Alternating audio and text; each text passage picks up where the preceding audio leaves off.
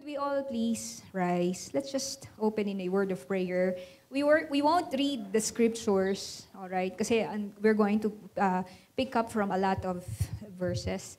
And today, our message is still taken from Nehemiah chapter 3. And we are continuing our series on leadership. And today, we will look at Nehemiah's building crew. Okay? Nehemiah's building crew. So let's come before the Lord. Our loving Heavenly Father, we bless and praise your most holy name. Glorious are you, Father God. You are unchanging.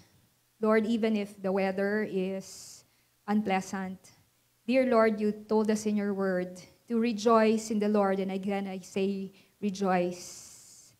Let your gentleness be evident to all, for the Lord is near. You said in your word to give thanks in all circumstances. And Lord, it is because Lord, you are unaffected by the things around us. You are unaffected by the winds. Even the winds and the waves obey your word, Lord. Father God, and we thank you for circumstances like this that deepen our trust, that deepen our faith. Lord, salamat sa mga panahon na pinapatibay niyo po ang aming pong faith. You make us strong in the Lord. Thank you, Father God. We commit to you, Lord, the listening of your word. We pray that the mighty Holy Spirit will indeed move in our midst and address, Lord God, issues in our hearts that only you can expose, only you can reveal. For your word, Lord, is double-edged. It is, Lord God, sharper than any double-edged sword. And indeed, Lord God, you can go through the innermost thoughts of our hearts. Salamat, salamat po, Panginoon. We give you thanks and praises. We love you, Father, in Jesus' name. Amen and amen. Tayo po ay umupo na. Ngayon pong umaga, okay, bagamat umuulan, pero maganda po yung topic natin. Kasi ngayong umaga po na ito, ang titingnan po natin would be the building crew of Nehemiah. All right, and you would be surprised to know that the building crew of Nehemiah are not composed of professional builders. They're not composed of professional construction workers. All right, you would be surprised that these were various people from all walks of life, and yet their names were written on the Bible. Okay, so last week tiningnan natin yung what we saw last week was the organizational skills, correct? All right, the organizational skills of Nehemiah, kung paano niya inorganize the rebuilding of the wall. But today we will go more personal because we will look at figures. We will look at persons. And maybe you come across a chapter like chapter 3, and maybe sasabihin mo, parang wala naman akong makukuha rito, puro pangalan. Pero pag inaral natin, makikita natin it's full of inspiration. Okay, it's full of encouragement when you find that these individuals are just like us, all right? They're just like us. They're also struggling. They're also weak. They're ordinary people, okay? And they also have their issues, all right? But God called them. God used them. They had the chance to serve, and wow, their names are written on the Word of God. Okay, and it is very, very intentional that their names were written. 38 individual workers are named in this chapter. 38 individual workers are named in this chapter. So, if, for example, dito tayo, paano kung masama yung pangalan mo sa Bible, di ba? Ang sarap na forever na kasi yun di ba? Na nakalagay rin yung name mo. And then 42 different groups are identified. So, Chapter 3 represents a summary of the building crew, their supervisors, and the details which are provided. The project was divided into 40 or 41 sections with an equal proportion. So hindi pare-pareho yung assigned tasks. Some allotments were short, while others were as long as 1,500 feet. So iba-iba yung length and iba-iba yung size ng work na inassign sa bawat isa. Bakit daw? The variety of length may be due to the amount of repair required, or the number or strength of the persons assigned. Okay? Now, bakit po kaya dinocument ni Nehemiah etong mga pangalan na to na binasa natin last week, di ba? Sila Meshullam, sila Hananiah, sila Eliashib, ang dami pang mga names. Nehemiah documented these names not just for official purposes, para meron siyang memorandum. Hindi lang ganun eh. It was for future generations to know who the people who worked on the wall. Alright? And marami pang ibang mga workers whom Nehemiah didn't name but whose labors were important. And so let's look at why were their names recorded. Why were their names recorded? Number one, for their honor. Because they had a great zeal for God and for Judah. Alright, so these were regular people, ordinary people, but to record their names was Nehemiah and also the Lord's way of honoring them because they had a great zeal. So, worthy sila na ating gayahin. They had great industry. They had great courage to work despite opposition and hardship. Ano po yung pangalawa? It's to identify who were the people involved in the work. Para malaman kung sino-sino ba yung mga nagtrabaho dun sa rebuilding of the wall. And identify the specific tasks assigned. Okay, so itong mga taong ito na binasa natin last week, these names, these men were identified by name because they were part of a big cause.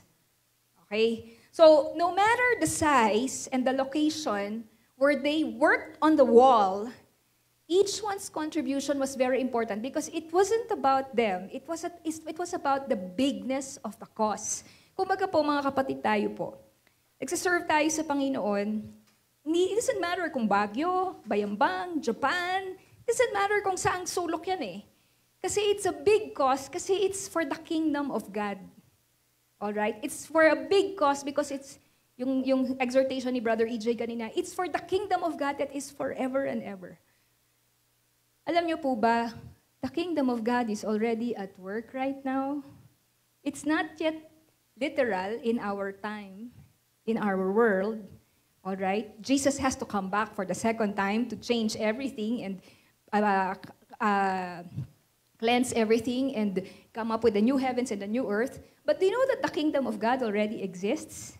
Because the kingdom of God is about the lordship of Jesus Christ. It's about the rule of Jesus. It's about the rule of Christ. So if God is ruling in your life already, then the kingdom of God is already in your life. All right? The kingdom of God is already moving in your life. It's already working in your life. We are already part of the kingdom. Kaya nga, di ba, Matthew 6:33, seek first, what? His kingdom and His righteousness. You're already part of that kingdom. That's why, pag inisip mo, wow, ang saya ko, kasi part na ako ng kaharian ng Diyos. At nakikita ba sa buhay ko, na ako ay talagang kasama, kasapi, citizen talaga ako ng kaharian ng Diyos. Nakikita ba sa buhay ko na hindi na ako citizen ng mundo lang na ito, ngunit citizen ako ng kaharian ng Diyos. So they were part of that big cause, and we should also remind ourselves that we are part of the big cause of God's kingdom. They were able to use whatever gifts or resources they had to help rebuild the wall. And letter C, para makita po natin that God uses all kinds of people. In the record of Nehemiah, there were rulers, priests, men, women, craftsmen, even people from outside the city. So mas makikita pa po natin yan later on. And letter D, why were the names mentioned? It is for the encouragement of others to follow their example. And lastly, why were their names mentioned? It is to show the importance of family heritage. Okay, so I'll just read this part, yung verse 4. Sabi dyan, di ba? Meremoth, son of Uriah, the son of Hakos, kasi nakalagay ron, made repairs. Meshullam, son of Berechiah, tapos kasi nakalagay dyan, made repairs. Zadok, son of Baana, also made repairs. Joiada, son of Paesh. Uzziel, son of Harhaiah, and so on and so forth. Siguro sasabihin natin, ang kulit-kulit naman, ba't naman kailangan pang ulit-ulitin yung son of, son of, son of? Kasi ganito po yun. Sa Israel, important na important yung genealogy nila. Kasi they take pride in their, what? In their being a Jew, in their being an Israelite, that they are a pure-blooded race, okay? That they are a chosen people of God. They take pride in the fact that they are God's people. But there's also another reason. Another reason is this. Because it emphasizes the importance of what? Family heritage. Okay? It impresses the importance of family heritage. Kaya po laging may the son of, kasi binibigyang halaga po nito, kanino ka bang anak? Sinong ama mo? Sinong tatay mo? Alright? Kasi po binibigyang halaga nito, yung legacy po ng faith, yung legacy ng leadership na naipasa mula sa mga magulang hanggang sa kanilang mga anak. Alright? So, for example, dito po sa church natin, andito ba si Brother Elson? Okay. Elson, the son of what? Elson, the son of Samson. Okay. Okay. So, for example, tawag dito, si Trisha. Trisha, the son of Ned. The daughter. Okay, the daughter of Ned. Alright? So, ganoon. Laging merong pinakikita nito na yung mga magulang na ipasa nila sa kanilang mga anak yung faith nila. Yung leadership na ipasa nila sa mga anak nila. Okay? So, hindi ito without a reason. God wants to prove the importance of family. The role of family in building the next generation. Okay? That is why it's so important, the son of, kasi hindi naging si Merimoth kung wala si Uriah. Hindi naging si Mesulam kung hindi siya pinalaki ng maayos ni Berechiah. So meron siyang legacy na ipinasa. So now they're part of the building of the wall. Alright? So, ino-honor yung parents. Ino-honor kung ano yung ginawa ng mga bagulang para sa kanila. So, it inspires. Alright? It inspires us to love our families. It inspires us to be good parents. It inspires us to value our time with our kids. It inspires us to raise them up in the fear of the Lord because God values family. Okay po? Now, who were the noteworthy people in the rebuilding of the wall? Their leaders. Non-Jerusalem residents. Extra-milers. Baruch, the zealous worker. Artisans and merchants. Returning backsliders. Simple folk. And women. So, pag pinansin mo, wow, no? Ang emphasis po dito, hindi dun sa skill nila eh. Ang emphasis po dito is yung buhay po nila. Yung kanilang contribution sa kanila pong, na nagmumula sa kanilang faith, nagmumula sa kanilang pagmamahal sa Panginoon, pagmamahal sa kanila pong country, which is, of course, Judah. So let's look at the first one. The first noteworthy people in the rebuilding of the wall were the leaders. Okay? Of course, there was Nehemiah as a governor, and there was also, okay, sino yan?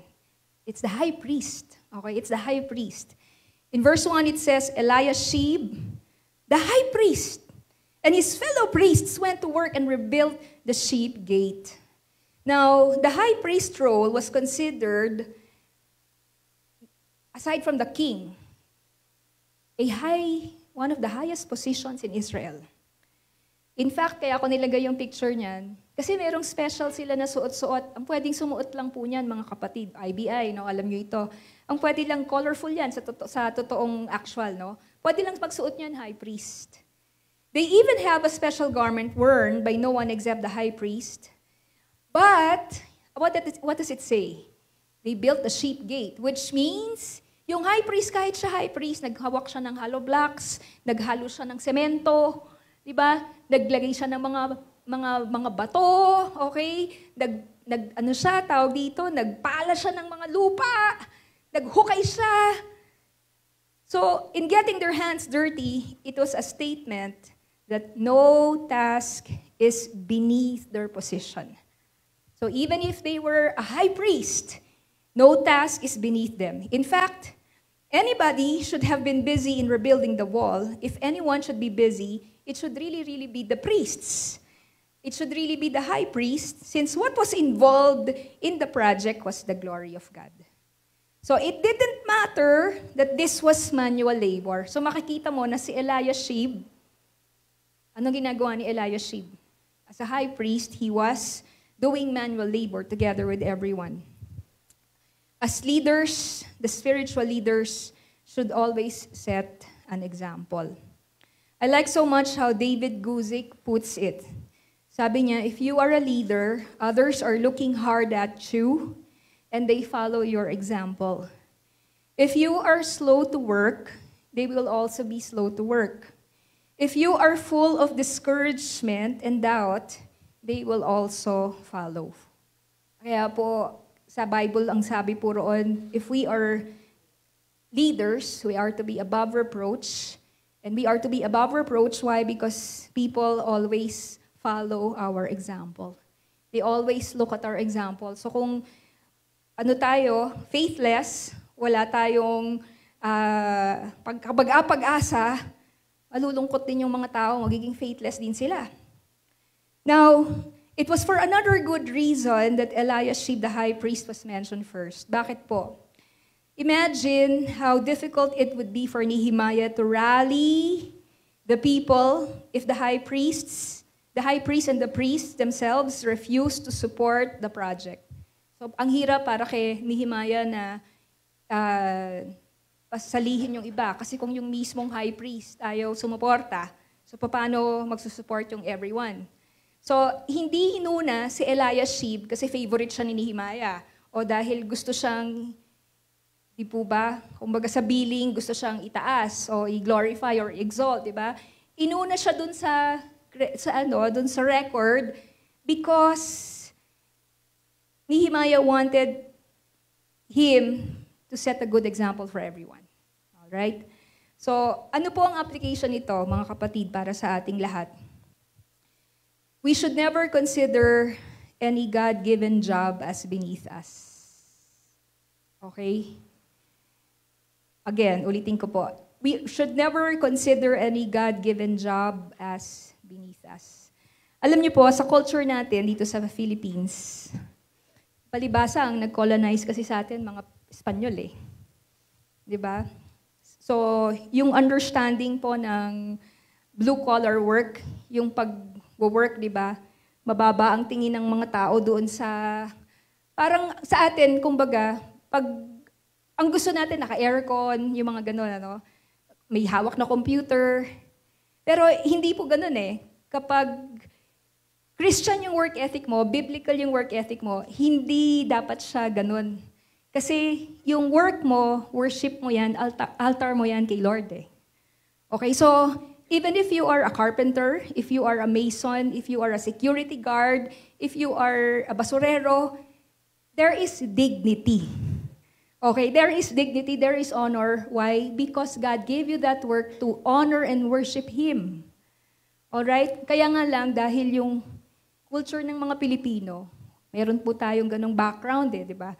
Unlike, for example, in the United States, kahit mga CEO, pag nawalan ng work, nagiging bagger sa grocery. Di ba? Nagiging janitor. Wala sa kanilang kumbaga parang hierarchy pagdating sa klase ng work. Kasi lahat yan pantay-pantay. But, ano kasi yung background nun? Ang background po nun is the Protestant work ethic eh. Na yung work mo, worship mo yan kay Lord. And here we will find, di po ba na, itong mga tao to, they were serving the Lord. And later on, mas makikita niyo pa kung sino pa yung ibang mga nag-work. They were shoveling, they were doing masonry work, they were doing all this dirty job because it's unto the Lord. Okay? So, no menial work is beneath us. So, siguro ang isang example po nito, ipasok natin sa loob ng home. Okay? If you are a man of the family, for a father in the family, Is it beneath your being a man to wash the dishes? Is it beneath your being a man to wash the basahan or the rugs? To cook? To play with your kids? To change diapers? All right? So it's not beneath us when it's a God-given task. We cannot say, it makes me less of a man when I do those things. All right? Ito yung mga maliliit na, for example po, pag naglalakad kayo ng mag-asawa, kaya mo bang hawakan yung handbag niya kahit na maskulado ka?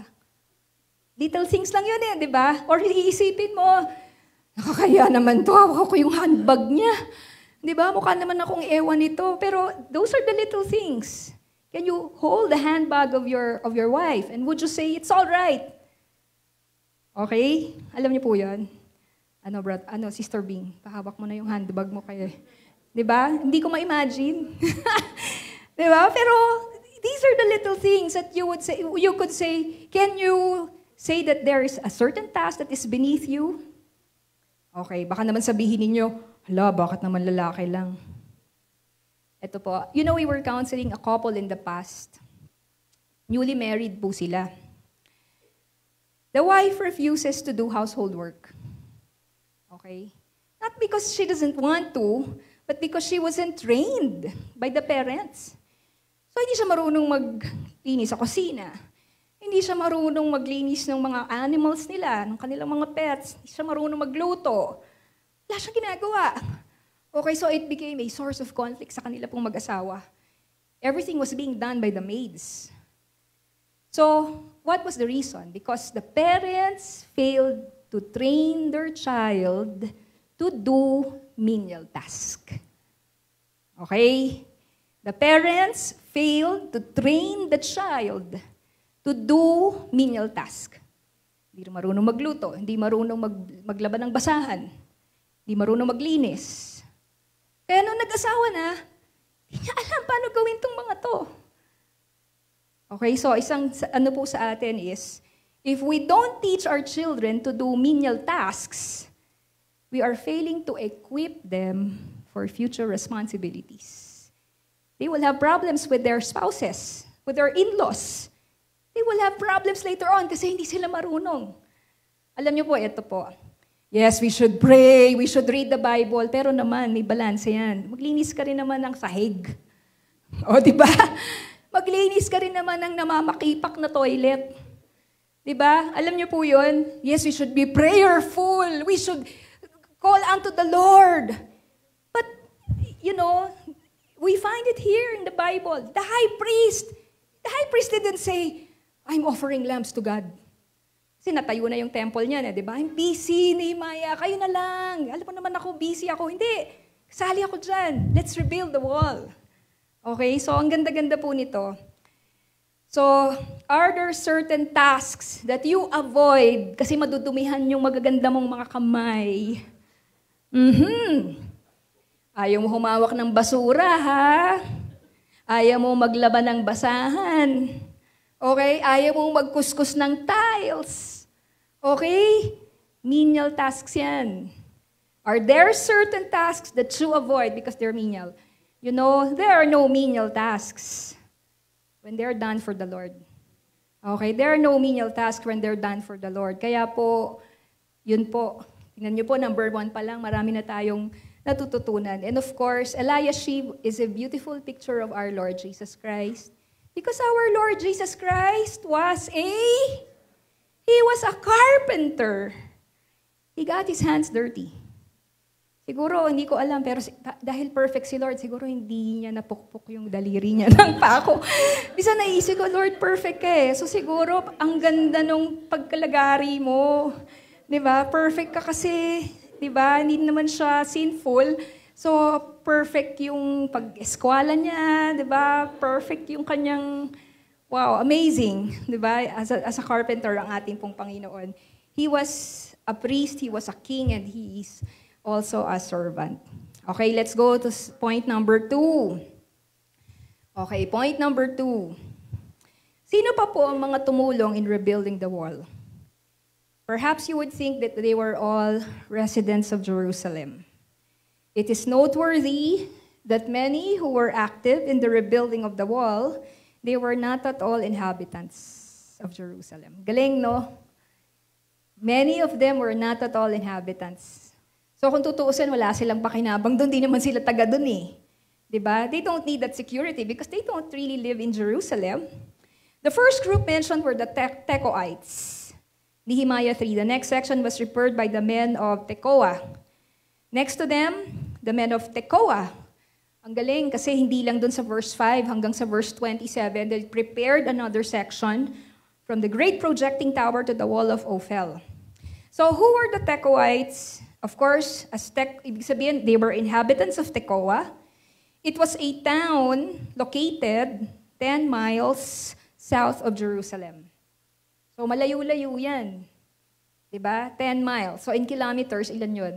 20? Diba? 20 plus kilometers. So mas malayo pa sa Trinidad dyan. Okay? So malayo. Malayo yung Tekoa, diba? They were not just outsiders to go to Jerusalem to work on the wall. They were not the only outsiders. Men also came from, next slide please. There were also men who came from Jericho. They built the adjoining section. There were also men who came from Gibeon, sabi dyan, and Mizpah. Malalayong lugar yan, hindi po yan sa Jerusalem. Melatiah of Gibeon and Jadon of Meronoth. Okay, and there's another group who were non-residents of Jerusalem. They were the, residents of Zanoah.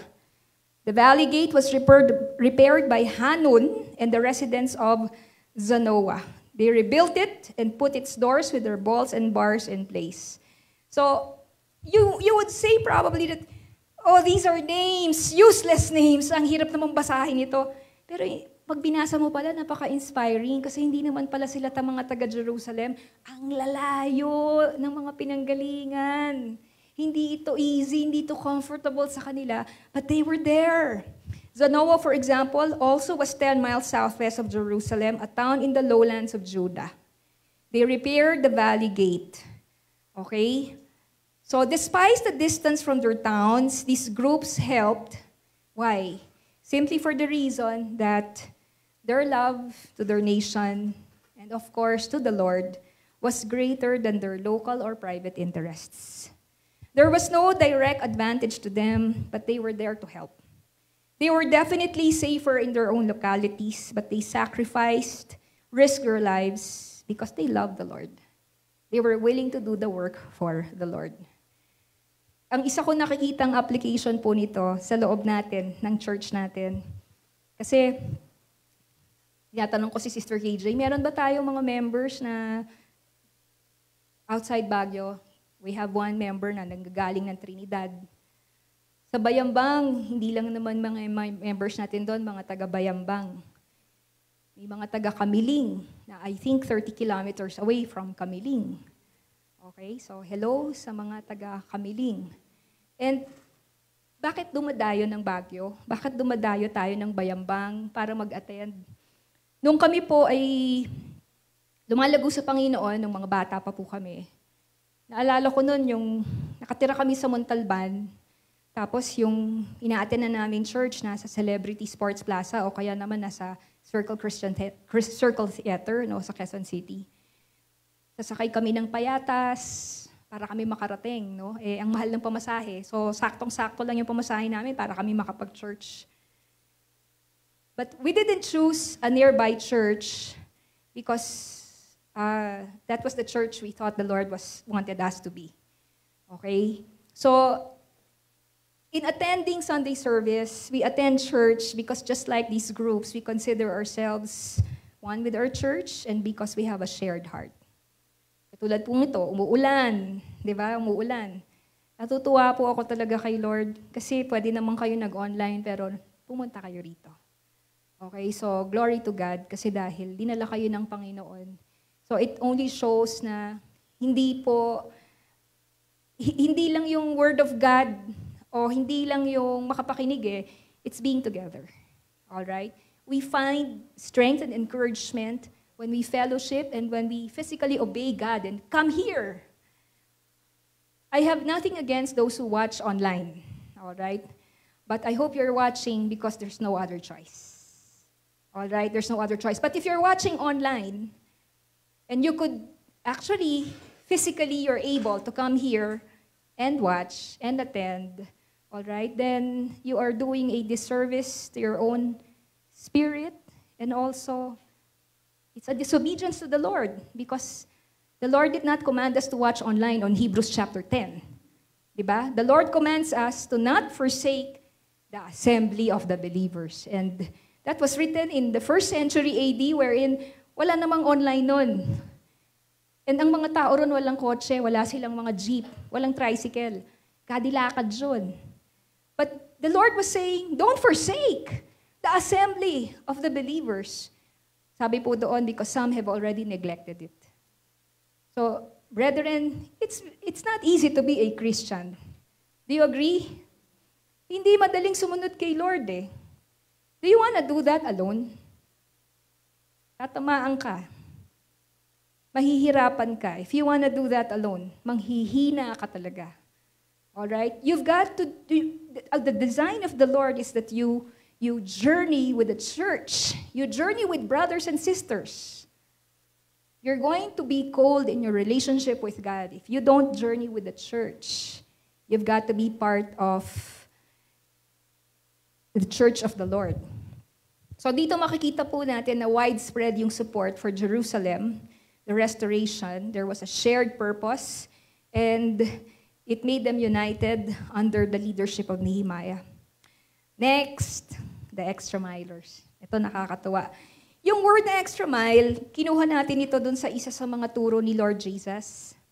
Kasi di ba, sabi rin ni Lord, pag merong sundalo na nagsabi sa'yo, if someone asks you to walk 1 mile, don't just walk 1 mile, walk an extra mile.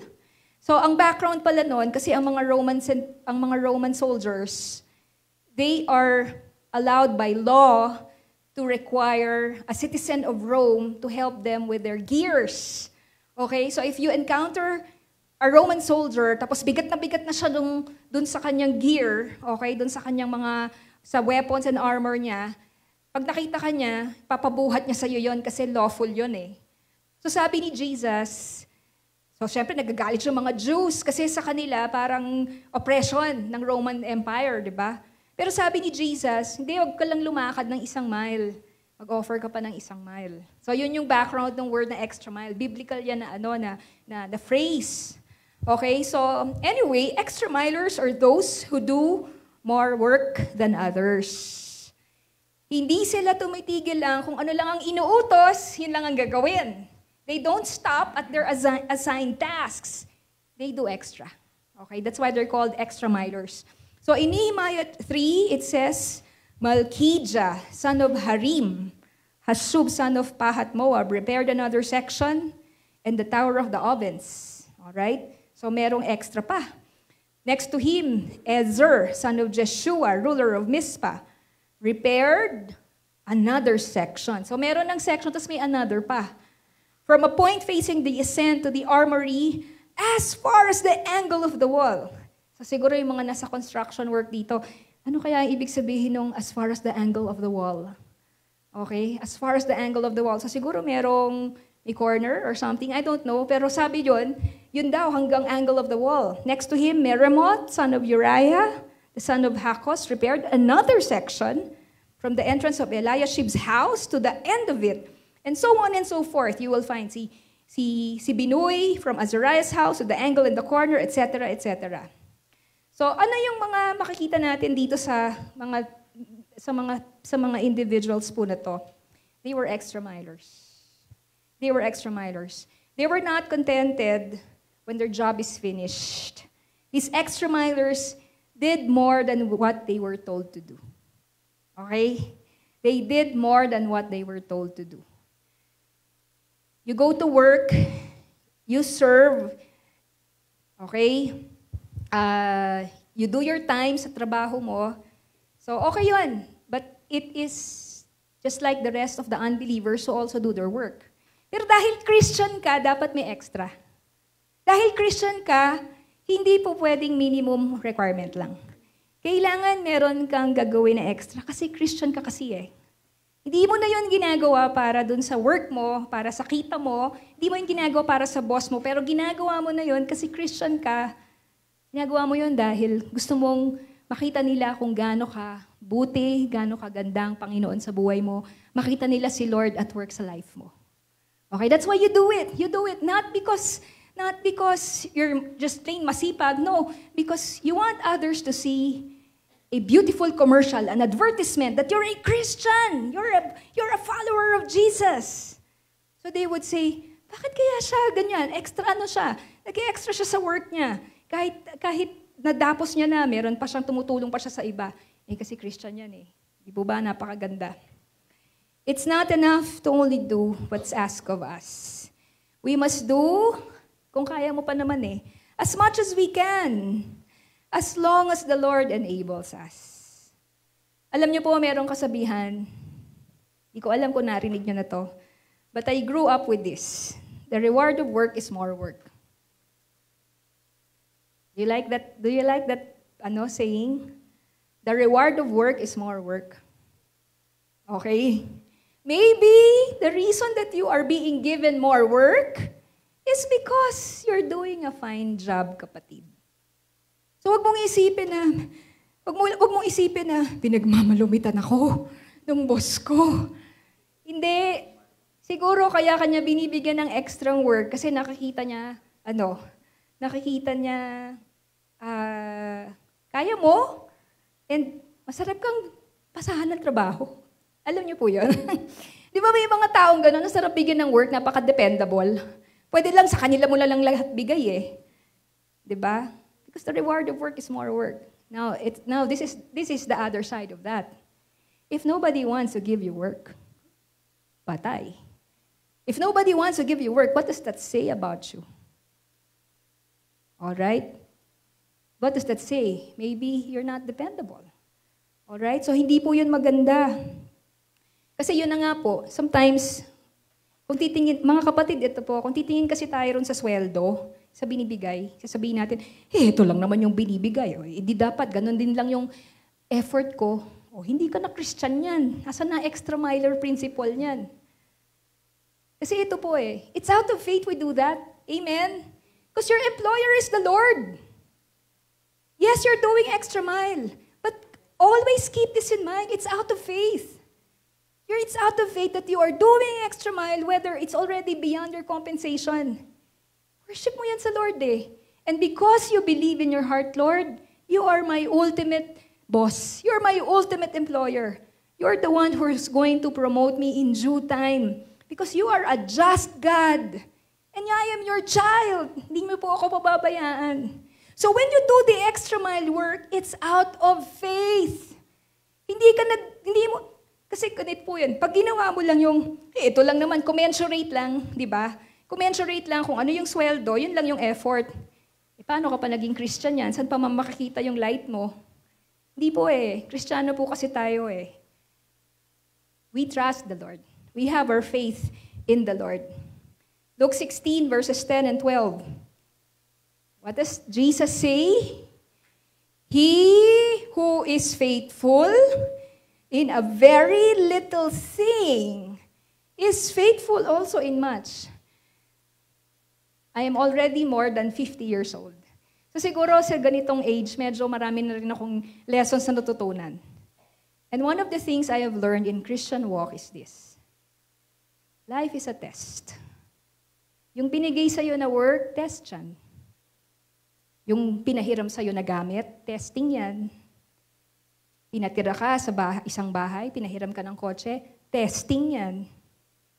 Lahat ng binibigay sa'yo na stewardship, that's a test. Maybe iisipin natin, siguro wala naman to, okay lang naman to, hindi ko na to sasoli, best friend naman kami nun, arbor na to. Yung nag-white lie ka, di ba, na pinaganda mo yung pangalan mo, nagkwento ka, tapos medyo merong sablay, may hindi kulang. Lahat yan. Lahat siya nakikita ni Lord. Lahat siya nakikita ni Lord. Everything is a test. Recently po yung sa IBI natin. Sabi ko dun may love letter ako dun sa IBI Batch 4. I've been telling them, do not plagiarize. Do not plagiarize. You know, it's so easy. All I have to do is to copy your words and Google search. And if it appears on the website, it means it's not your own words. You wanna do it? Ganun lang yung kadali. Kaya nga sabi ko sa kanila, maybe it's just a simple rule not to copy. But you know, even those little rules in your IBI exam, that's a test. That's a test of the Lord. Okay? Lahat yan sinusubukan ka ng Panginoon. Lahat yan. Okay? Lahat yan sinusubukan ka ng Panginoon. Sa stewardship mo, sa pananalapi. Titingnan ng Lord. Ito, bibigyan kita ng 100 baon mo. Titingnan ng Panginoon, will you be faithful? Will you pass the test? Sabi po dito, and he who is unrighteous in a very little things, unrighteous also in much. And if you've not been faithful in the use of that which is another's, who will give you that which is your own? So maybe, kung isa kang empleyado, makikita ng Panginoon kung worthy ka ba na magkaroon ng sarili mong kumpanya, sarili mong negosyo. Pero i-prove mo muna na worthy ka, that you pass the test. Ganon din po sa ministry. Gusto natin, bigyan tayo ni Lord ng malaking ministry. Diba? Pero faithful ka muna ba as a volunteer worker? Faithful ka muna ba as a worker sa maliliit na mga tasks? Nung nag-start po ako sa ministry, alam niyo po, naalala ko kasi 4 kaming magkakasabay na full-time eh. I was, how old? Mga 20 siguro ako noon. So, nung nag-assign na ng iba't ibang mga ministry, dun sa aming 4 na magpo-full-time. Yung isa in-assign sa Quezon City, yung isa in-assign sa Makati. Alam niyo po kung saan ako in-assign? In-assign ako sa Boso-Boso, Antipolo. Okay, doon ako in-assign. Ang aking pong munting flock noon, talagang ano po sila, talagang mga nasa grassroots. And I would visit them in their homes, I would sleep in their homes. One time, merong isang dinalaw ako na isang youth. Kasi youth pastor ako nun. So, youth yung mga inaano ko. So, hindi ko to kinikwento para I just want to tell you, para doon sa mga nagkakagusto na sana magkaroon sila ng mas malaking ministry o kaya gamitin sila ni Lord, you have to be faithful doon sa maliit eh. So, may binisita po ako, tapos natulog kami. Tapos, ang pagkain namin kamote, yun yung dinner namin. Tapos sabi ko sa kanya, pwede ba umihi? Sabi niya, sige Ate Ann. Sabi ko, asan na yung toilet? Sige Ate Ann. Saan? Kahit saan Ate Ann. Wala palang toilet. Eh, ang dilim. Walang lampara lang. Yun yung yun yung circumstances. So, when you see me now, okay, when you see me now, I'm already made up, okay? I'm wearing heels, I'm wearing makeup and all. Pero, I came from, beginnings in the ministry when I started na very, very unglamorous yung ministry. Okay? I remember, hindi pa po ako nun full-timer eh. So, papipreachingin ako sa isang maliit na church sa Las Piñas. Nakatira kami sa New Capital Estate sa Commonwealth. Okay? So, if you're familiar with Manila, ang layo nun. End-to-end yun. Hindi po ako binibigyan ng allowance. I get it from my baon. Okay? So, kaya ang tagal ko sa UP eh. Inabot ako ng 6 years. Kasi nagsa-sideline ako sa ministry. Okay? Hindi yung sideline para kumita. Because I was already doing some full-time work eh. So, I was doing my season at the same time. I would prepare for a preaching in this small church in Las Piñas. So, tapos sasabihin ko sa Lord, wala na akong pamasahe. Pwede po ba yung tithe ng baon ko? Yun na lang ipapamasahe ko. So, after preaching in Las Piñas, so So I have that small flock in Boso-Boso, at the prayer mountain. So may love offering ako. Okay, may love offering ako dun sa Las Piñas Church. From Las Piñas, bababa ako ng farmer's market. Okay? Pagdating sa farmers, bibili ako ng mga ensamada, mga pang-snack. Sasakay ako ng jeep. Isang sakay lang naman, Kogyo, hanggang dun sa dulo. Tapos pagdating dun sa prayer mountain, kasi dun kami nagmi-meet, nandun na yung mga alaga ko, hinihintay na nila ako. And then I would sleep at the prayer mountain and I won't rent, hindi po ako, kasi may bayad eh. So matutulog ako sa prayer cell, doon ako mag-overnight. What I'm saying is this, you've got to be faithful with the little things. Don't expect that everything is going to be, bibigyan ako ng malaking church. Bibigyan ako ng, magiging ministry head ako ng isang malaking ministry. Di po kailangan start muna, subukan ka muna ni Lord sa maliit. One day, I will preach on that pulpit. Okay? You have to start and be faithful. Sa ministry po yan. Sa work mo. Okay? Sa maliliit na mga bagay, you've got to do that. No? Because, what does the Bible say? He who's faithful in a very little thing is faithful also in much. Now, let's go to the fourth. Of all the men recorded, there was one guy who was singled out as having zealously worked in the repair of the work. Uy! Okay? Ano kaya ibig sabihin ng zealously worked? Nehemiah 3:20. Next to him, Baruch, son of Zabai, zealously repaired another section. From the angle to the entrance of the house of Eliashib the high priest, the Hebrew word zealous means to burn or to glow. In other words, hindi mo siya pwedeng hindi mapansin. Itong si Baruch, habang nag-work siya, siguro pasipol-sipol, siguro pakanta-kanta pakanta-kanta siguro siya ng, oh Lord God, diba? Kasi it means, to be zealous means to burn, to glow. It means you cannot not be noticed. And maybe that's the reason why Nehemiah wrote about him. Baruch worked with all his heart and with all his strength.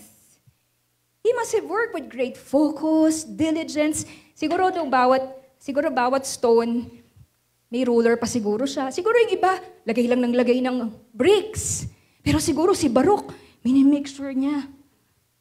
Sino kaya ang gumawa ng mga bricks doon? Sina Brother Rudy siguro, sina Brother Rodel.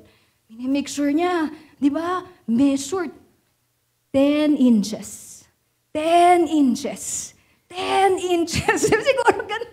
Di ba? Kasi siguro pagdating doon sa section niya, ang ganda. Pero yung section niya lang, kasi si Baruch, grabe, he zealously worked. Okay? Kitang-kita mo yung puso ng tao. Hindi niya may nadali. Lumabas yung excellence sa kanyang ginagawa. When a person works zealously, he or she doesn't mind the cold, the heat, the exhaustion, the hunger. So Baruch probably kept working while others were unpacking their lunches. Hoy, kain ka na, lunchtime na. Teka lang, work pa ako eh. Walto ng Panginoon. Tapos siguro, yung iba, uwi na tayo, 5:00 na. Siguro si Baruch sabi niya, hindi pa ako tapos. May kailangan pa akong masilyahan dito. Di ba? So, yun yung zealousness. Others would say, stop it, it's enough. But when you work zealously, it's already coming from your heart. It's not anymore a job description. Okay? It's not anymore a job description. So, you want to give more. Wow, do we find this in the Bible, to do your work zealously? Of course, in Ecclesiastes 9:10, it says, whatever your hand finds to do it with all your might. Do it with all your might. Mga kapatid, siguro ngayon yung trabaho mo, hindi mo masyadong type. Marami kang reklamo. But never take things for granted. Okay? I will never forget the lesson we had when there was a pandemic. We took many things for granted. And then all of a sudden, We can't go out of the house. All of a sudden, we can't meet. These fellowships, these Bible studies, prayer meetings together, physical, we took these things for granted. Tapos biglang tinanggal yun lahat ni Lord. Di ba? Ilan sa inyo yung mga sapatos nyo, nagtuklapan? Di ba? Dami kong sapatos na hindi ko na itong magamit. Di ba? Nasira silang lahat. Those are little things that we take for granted. Now, let me say this. Your work, no matter how ugly it seems to you, or maybe unpleasant or difficult, be thankful. Be thankful. Because sometimes we can take things for granted already. So anong gusto mo? Wala kang work. Wala kang pabayad ng bills mo. Wala kang pabayad ng rent. Be thankful for your work. Kay Lord yan galing eh. Alright? So, be thankful. Ephesians 6, 5-7. Let's just read verse 7. Serve wholeheartedly. As if you're serving the Lord, not people. Now, brothers and sisters, when we read scriptures like this, minsan pag nagbabasa tayo ng scriptures, di ba? Okay. Do it with all your might. Okay. Okay. Verse 7. Serve wholeheartedly. Okay. Brethren, this is a command. This is not an option. This is not a suggestion. God tells us, serve wholeheartedly. Gawin mo yan. Sundin mo yan. Mag-serve ka ng buong puso. Amen po ba doon? Alam niyo po, pag ang salita ng Diyos, sinusunod natin ng buong puso. Hindi po kasi po pwedeng hindi ipakita ng Panginoon yung pabor niya eh. Makikita natin na yung mga utos ng Panginoon, hindi yan para sa ikasasama natin. Para yan sa ating ikabubuti, para sa kaluwalhatian niya. That when we do this, hindi po para tayo mapasama, para tayo mapabuti. Okay? Para lalong makita po sa atin ang wangis ng ating Panginoong Yesus. And of course, hindi pwedeng hindi ka i-bless ni Lord. Okay? Because God is a just God. May fruit yun eh. Now, let me add something else to this. Brethren, when you work lazily, the Lord sees that. God is invisible, but God is all-knowing. The Bible says God cannot be mocked. What a person sows, that he shall reap. So don't expect God to bless your work when you are not giving your best. Because the Bible, alam niyo po, it condemns laziness. Sometimes we think, ang kinokondemn ng Bible ng mga kasalanan, pagsisinungaling, pangangalon niya, pakikiapid, yung mga gross. But no, the Bible also condemns laziness. Ang dami po niyan. Okay? Pag binasa niyo yung parables ni Lord Jesus Christ, ang marami si Lord ng mga parables ng mga yaon na hindi nagsipag. Okay? Na naging procrastinator sila. Yun, nag-procrastinate sila. Okay, I always, nabubulo lagi ako dun sa word na yon. Proverbs 18 verse 9. A lazy person is as bad as someone who destroys things. That is why the reward of work is more work. If someone is giving you more work, take it as a compliment. Oo. It means na-impress sa'yo yung boss mo, kaya binibigyan ka ng more work. Pero kapag, boss, pengi naman ng work. Hindi, maghintay ka muna dyan. Okay lang yan, upo ka lang dyan. Hindi ako binibigyan ng work. Bakit ka kaya hindi binibigyan ng work? Baka lazy ka. Kasi baka pag binigyan ka ng work, di ba, sabi rito, a lazy person is as bad as someone who destroys things. Instead na matulungan mo yung boss mo, binigyan mo pa siya ng burden. Kasi pagkatapos mong gawin, ni-repair niya pa. Alam niyo po yun? Inayos niya pa yung ginawa mo. So whatever task God gives to us, we should do it zealously because it's unto the Lord. I like so much how David Guzik puts it. If a book was written about your work for the Lord, what would it say? Would it say you rested all the time? Ay, naman yun. Diba? Pag binuksan na yung mga libro ng mga good deeds, itong si brother ganito, tulog yan ng tulog. Diba? Nakakahiya naman sa Panginoon yun. Di po ba? Would it say you cared more for your comfort and convenience than finishing your job? Would it say you were a worker who did just enough to pass by? Would it say you were a good worker? Or would it say you zealously worked for the Lord? Which kind do you want to be? Then arise up and build for God. When the time comes, when these things would be one day be revealed, what would it say about our work? Number 5, artisans and merchants. Pag sinabing artisans, these are skilled workers. Uy, nakakatuwa ito. Uzziel, son of Harhaiah, one of the goldsmiths, jeweler. O diba? Jeweler siya. Repair the next section. And who else? Hananiah, one of the... Uy, anong ginagawa nitong mga to dito? Sabi nga nung isang commentator, yung mga perfume makers, kumbaga sa modern day natin, di ba? Yan yung mga nasa parlor. nasa wellness section. Di ba? So, but they're there. They restored Jerusalem as far as the broad wall. Now, it also says in Nehemiah 3 that there were also merchants. So, what will we find about Uzziel and Hananiah? These guys were not trained for manual labor. Okay? Kasi they worked with dexterity. Their fingers need to be precise if they were making jewelries. Alright? So, paano pag nabagsakan ng adobe yung mga daliri nila, 'di ba? So paano hindi na sila makakagawa ng mga magagandang jewelries? Pero hindi, andun po sila eh. Uzziel, a goldsmith, represented the skilled artisans of Jerusalem. Goldsmiths were highly regarded for their craftsmanship, precision, often working with valuable materials. Perfumers were responsible for creating incense, anointing oils, essential for worship and daily life in ancient Israel. So in other words, it was way outside their expertise and comfort zone. But here we see that all social classes participated in the restoration of Jerusalem's walls. It would have been convenient for them to make an excuse, but they didn't. They carried those stones, built the wall using their soft hands, which were only used to handling delicate materials. So even if others think they were not qualified, they were not able, they joined the task of rebuilding the walls of their beloved city.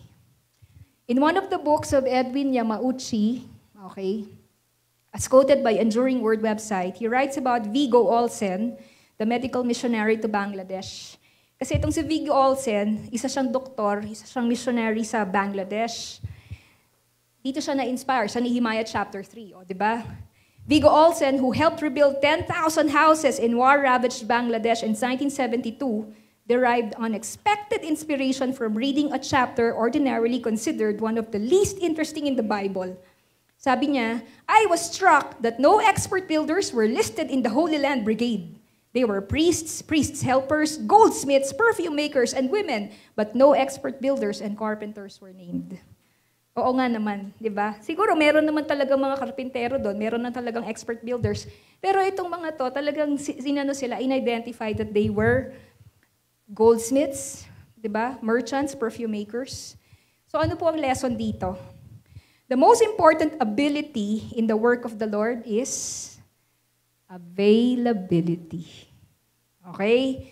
So, you can be a very, very gifted or talented person, but if you don't have availability, yung person, kaunti lang ang gifts and talents niya, pero meron siyang passion and determination to see the work of the Lord done, he or she will accomplish far more work than you who have more talents and gifts.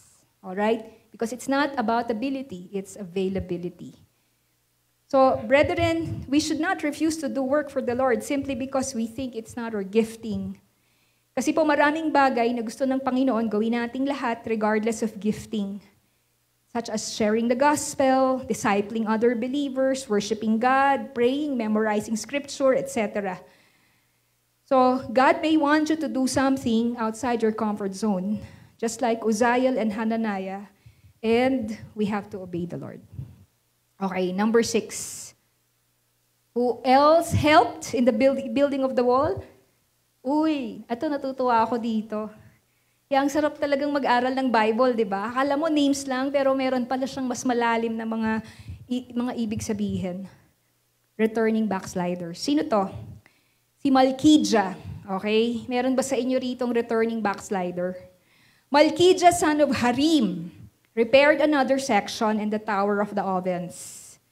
So si Malkijah, son of Harim, we will find that his name was already mentioned. Sige, next slide please. In Ezra chapter 10. Okay? In Ezra chapter 10.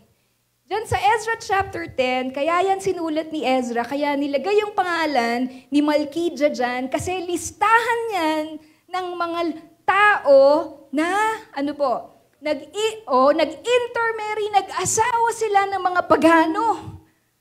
Okay? So bad record, kung iisipin mo, backslider, nag-unequally yoked. He was one of the men who was confronted by Ezra for the sin of taking a pagan wife. So Ezra 10 records the list of those who were guilty of intermarriage. Di ba sabi ko nga sa inyo nung introduction ng Nehemiah, yung time ng Ezra, many years have passed already So ang tagal na nito. So itong si Malkijah, son of Harim, years have passed. So, in other words, this Malkijah guy got things right with God. Okay? He got things right with God. And now, years later, he's now part of Nehemiah's building crew. Okay? He's now serving in building the wall. Nakabawi siya, mga kapatid. Alright? He got things right with the Lord. So what's the lesson here? Returning backsliders still have a chance to serve the Lord. So do not let a past failure hinder you from serving the Lord. Amen? After you have repented and set things right with God, after making a stand for righteousness, you must already proceed in serving the Lord. Burado na yun Pinatawad ka na ng Lord dun sa ginawa mong sin in the past. Game na. Roll up your sleeves and start serving the Lord. Who else? The simple folk. Nehemiah chapter 3. Sino itong mga simple folk? Sinabing simple folk, ito yung mga, siyempre pag tinagalog, simpleng tao. Okay? Pero ito yung mga, mga simple lang talaga sila. Nehemiah 3. Next to them, okay, Meshullam, verse 30, son of Berechiah, made repairs opposite his living quarters. Now, this is interesting. The word living quarters is also translated as dwelling or chamber, and it refers to a single room. All right? So this is not a house. This Meshullam guy was living in a one-room affair. Okay? In a one-room house affair. All right? Yun na yun. Four walls. A square. Yun na yung bahay niya. So hindi siya mayaman. Okay, hindi siya mayaman. Meshullam lived in one small room, but he made sure he had a part in the work of rebuilding the walls. So, there's no excuse. Hindi, mahirap lang ako. Nakatira lang ako sa ganito. Hindi. Tulong ka. Part ka nitong team na to, nitong privileged work to rebuild the wall. Lastly, the women. Nehemiah chapter 3, verse 12, Shallum, son of Halohesh, ruler of a half-district of Jerusalem, repaired the next section with the help of his daughters. So it appears he didn't have sons. What he had were, wala siyang sons mga anak na babae. So, kakatuwa po, di po ba? Akala mo puro mga maskulado, mga lalaki. Hindi, pero allowed magtrabaho pati yung mga babae. Allowed sila. So imaginein po ninyo, hindi naman ganito itsura nila nung ancient times, di ba? Mga nakapaldang mahahaba yan, di ba? So, mahahaba ang mga buhok. Pero yun, nagpapala, nagmamason sila, naglalagay sila ng mortar and bricks. Mga babae. Sabi ng Berean Study Bible, the mention of Shallum's daughters is significant. It highlights the involvement of women in the rebuilding process, which was unusual in the patriarchal society of ancient Israel. This inclusion underscores the theme of inclusivity in God's work, where all are called to participate reflecting Galatians 3:28, which speaks of unity in Christ regardless of gender. All right, so that's another scripture telling us that to serve the Lord, He doesn't look at our gender, especially with the giftings that God gives to us. Si Holy Spirit, hindi naman niya sinasabing, ay lalaki ka, ay babae ka. When He pours His Spirit, He pours it to all people. Okay, to all His people in the church. Now, there were also others. Next slide. Huwag silang parisan. Not worthy of emulation. Sino tong mga to? Tekoites din. But their nobles, sabi rito, the next section was prepared by the men of Tekoa. But their nobles would not put their shoulders to the work under their supervisors. Uy, may attitude problem. Bakit kaya? Nobles kasi pag sinabi mong nobles, ito yung mga, ang mga aristokrato. mga aristocrats, di ba? So Tekoa again was a town about 11 miles from Jerusalem. So as we've said a while ago, some of the people traveled to Jerusalem to assist in the work. But their nobles, ang ganda pa nung pagkakadescribe, would not put their shoulders to the work. They won't lift a finger. They refuse to work even in one place. And what could be the reason? Of course, the reason, yung pinaka-obvious na reason is because they were nobles, they were aristocrats. They thought they were too important in their eyes, so they refused to perform manual labor. But again, as we have said, Jesus was a carpenter, Paul was a tent maker. Pero meron pang isang reason, pansinin niyo to. Their nobles would not put their shoulders to the work, tapos ano sabi? Under their supervisors. So ano yung sabihin nun? Ayaw nilang mag-submit dun sa mga inassign ni Nehemiah na mga bisor. Okay? Maybe they thought, ba't ako magsasubmit? Noble ako dun sa mga supervisors na yan. And hindi naman sila ka-level ko. Okay? Maybe they didn't like how Nehemiah was doing it. Maybe they thought, I'm elite. Why will I submit to a commoner? Whatever the reason was, it was regrettable since they stand in infamy as the only people who did not join the work. It is also admirable. Ito naman yung flip side nito. Sobrang admirable for the men of Tekoa to insist in serving even though their nobles chose not to participate in the work. Which means, ito po, makinig kayo, even if sometimes your leaders are not good examples, your bosses are not good examples, okay, maybe even in the home. For example, kung nakikita mo na merong pagkukulang o pagkakamali ang magulang mo, you must still continue obeying the Lord. We must look to God and not to men when we are doing the right thing. The important thing is that we are glorifying God in our actions. Kaya dito po, ano po ang lesson? Very important is we need humility to become a team player. All right? So these nobles from Tekoa, they were not team players. All right? They were not team players. They were not humble enough to submit to the supervisors assigned to them. So, who were the noteworthy people in the rebuilding of the wall? Okay, isa-isahin natin. Their leaders, non-Jerusalem residents, the extra-milers, Baruch, artisans and merchants, returning backsliders, simple folk, the women. So now, do you now like Nehemiah chapter 3? Yes. You think it's just a bunch of names we can pronounce, but now we know, ang rich pala talaga ng Bible. Diba? Ang dami mo pala talagang makukuha sa Bible. And ang tanong ko po sa atin ito, with what type of group or person can you identify? Saan ka nakaka-identify? Alright? Positive yun, di ba? Or maybe, which type of group or person would you like to follow as an example? Sa list na yan, sino yung gusto mong gayahin. Okay? Siguro sa pwedeng sabihin natin, Lord, I'm a leader. Help me to be a good example. Or pwedeng dun sa non-Jerusalem residents, sabihin natin, tinatamad ako pag malayo yung church.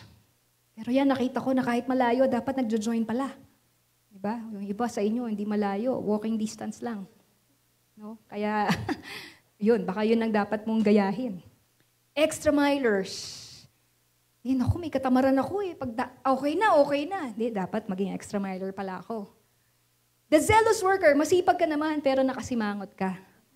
Alright? Sa pagtatrabaho. Si Baruch, sumisipol. Zealous nagbaburn, nag-glow siya. Artisans and merchants.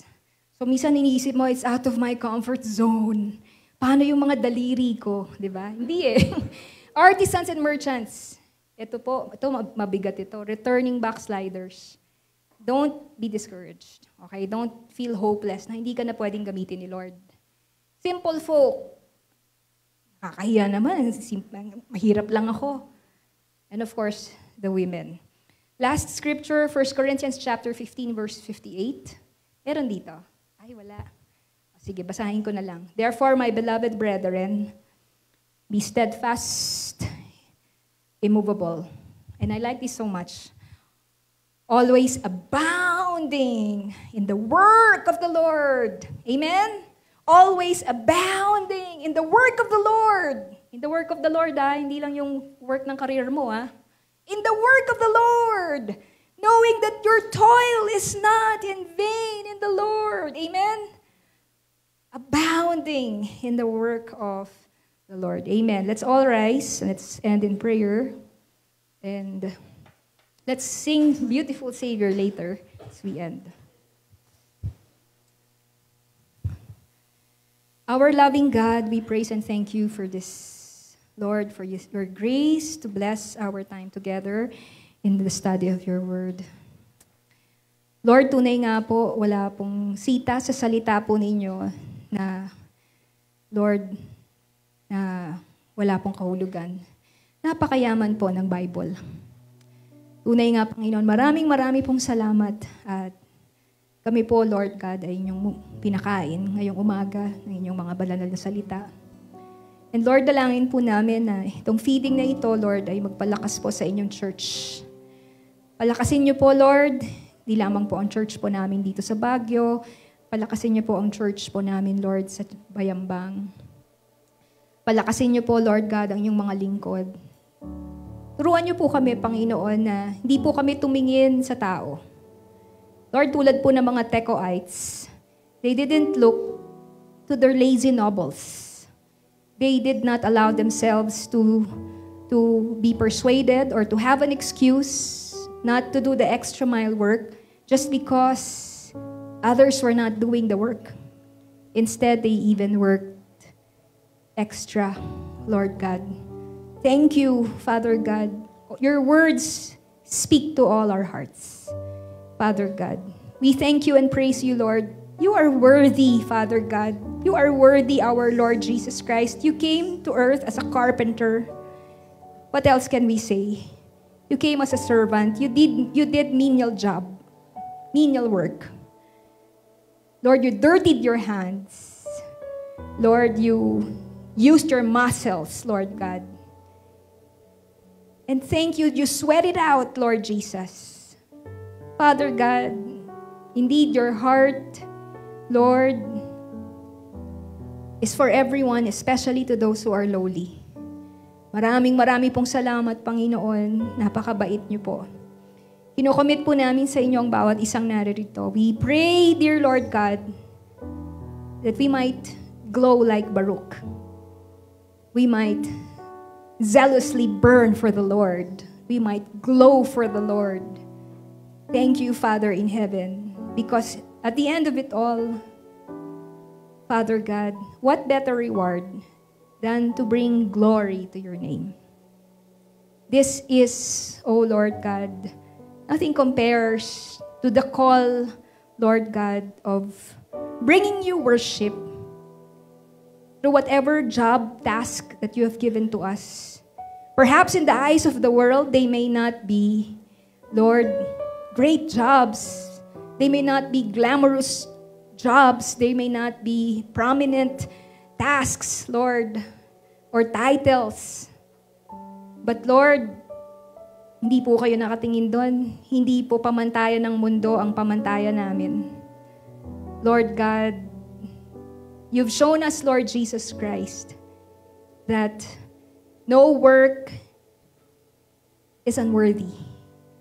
No work is beneath anybody because it is done to the glory of God.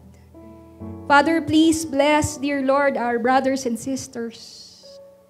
We may be called in an office. We may be called, Lord God, in a school. We may be called, Lord God, in a construction site. We may be called, Lord God, in a bank. Saan nyo man po kami tinawag, and even for our students, our Father God, help us to serve wholeheartedly as if serving the Lord, not men. Thank you, thank you, thank you, oh Lord God. Hallelujah. Glory, glory to your name. Maraming salamat din po, Panginoon, sa opportunity sa umagang ito na i-offer po namin sa inyo ang aming pong mga tithes and offerings. Thank you, dear Lord, for the privilege, Father God, Lord, of honoring you through our possessions, through all that you give to us. Salamat po, Panginoon. May you continue, Lord God, to bless and prosper your ministry, Father God, through Gospel of Grace for the glory of your name. Maraming pong salamat. And as we go, Lord Jesus, we commit every home and family, Father God, even those who are singles, their own homes, their own parents and loved ones. Indeed, we are praying, dear Lord God, that you will bring salvation to our unsaved loved ones. Maraming pong salamat. We love you, Father God, and we're careful to give to you back all praise, glory, and honor.